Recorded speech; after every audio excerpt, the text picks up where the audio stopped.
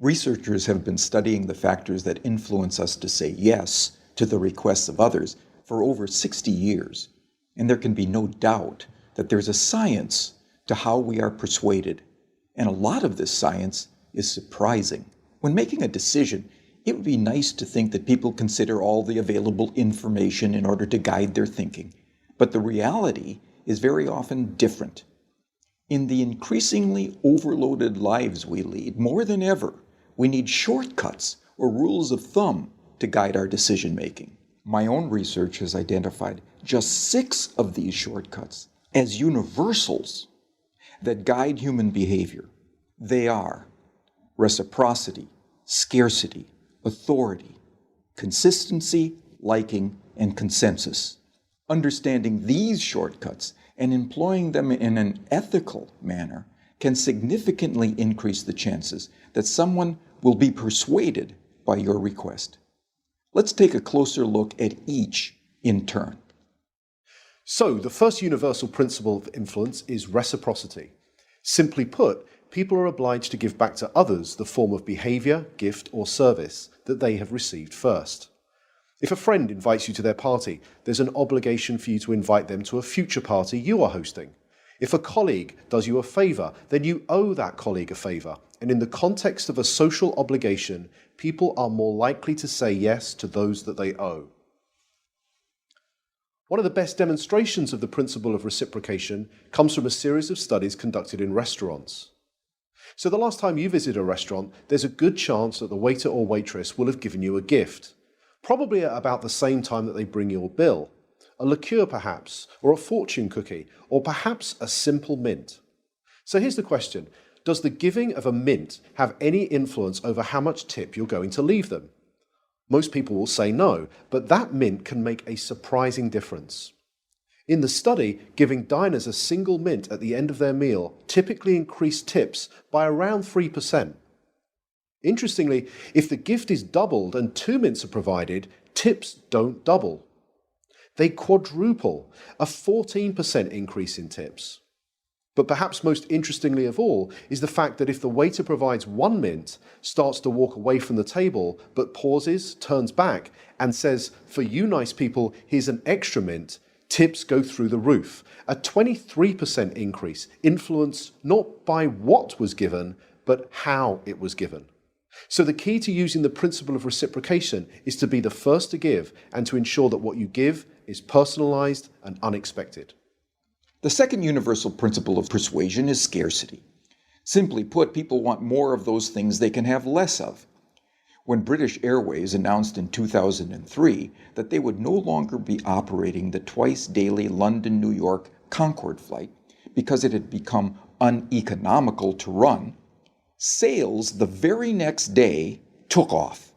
Notice that nothing had changed about the Concorde itself. It certainly didn't fly any faster, the service didn't suddenly get better, and the airfare didn't drop. It had simply become a scarce resource, and as a result, people wanted it more. So when it comes to effectively persuading others using the scarcity principle, the science is clear.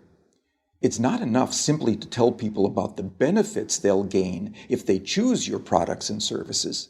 You'll also need to point out what is unique about your proposition and what they stand to lose if they fail to consider your proposal. Our third principle of influence is the principle of authority, the idea that people follow the lead of credible, knowledgeable experts. Physiotherapists, for example, are able to persuade more of their patients to comply with recommended exercise programs if they display their medical diplomas on the walls of their consulting rooms.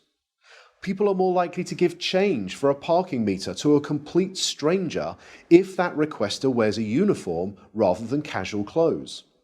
What the science is telling us is that it's important to signal to others what makes you a credible, knowledgeable authority before you make your influence attempt.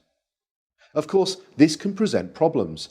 You can hardly go around telling potential customers how brilliant you are, but you can certainly arrange for someone to do it for you.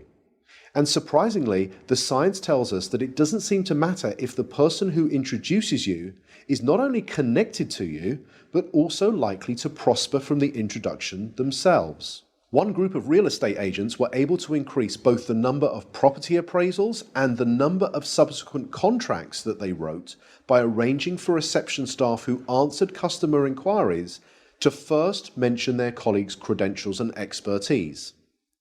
So, customers interested in letting a property were told, "Lettings? Let me connect you with Sandra, who has over 15 years' experience letting properties in this area." Customers who wanted more information about selling properties were told, "Speak to Peter, our head of sales. He has over 20 years' experience selling properties. I'll put you through now." The impact of this expert introduction led to a 20% rise in the number of appointments and a 15% increase in the number of signed contracts. Not bad for a small change informed from persuasion science that was both ethical and costless to implement. The next principle is consistency. People like to be consistent with the things they have previously said or done. Consistency is activated by looking for and asking for small initial commitments that can be made. In one famous set of studies, researchers found, rather unsurprisingly, that very few people would be willing to erect an unsightly wooden board on their front lawn to support a Drive Safely campaign in their neighborhood. However, in a similar neighborhood close by, 4 times as many homeowners indicated that they would be willing to erect this unsightly billboard. Why? Because 10 days previously, they had agreed to place a small postcard in the front window of their home that signaled their support for a Drive Safely campaign.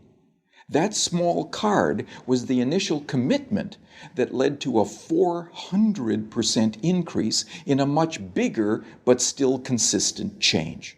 So, when seeking to influence using the consistency principle, the detective of influence looks for voluntary, active, and public commitments, and ideally gets those commitments in writing. For example, one recent study reduced missed appointments at health centers by 18%, simply by asking the patients rather than the staff to write down appointment details on the future appointment card. The fifth principle is the principle of liking. People prefer to say yes to those that they like. But what causes one person to like another? Persuasion science tells us that there are 3 important factors. We like people who are similar to us, we like people who pay us compliments, and we like people who cooperate with us towards mutual goals. As more and more of the interactions that we are having take place online, it might be worth asking whether these factors can be employed effectively in, let's say, online negotiations. In a series of negotiation studies carried out between MBA students at 2 well-known business schools, some groups were told, "Time is money, get straight down to business." In this group, around 55% were able to come to an agreement. A second group, however, were told, "Before you begin negotiating, exchange some personal information with each other. Identify a similarity you share in common, then begin negotiating."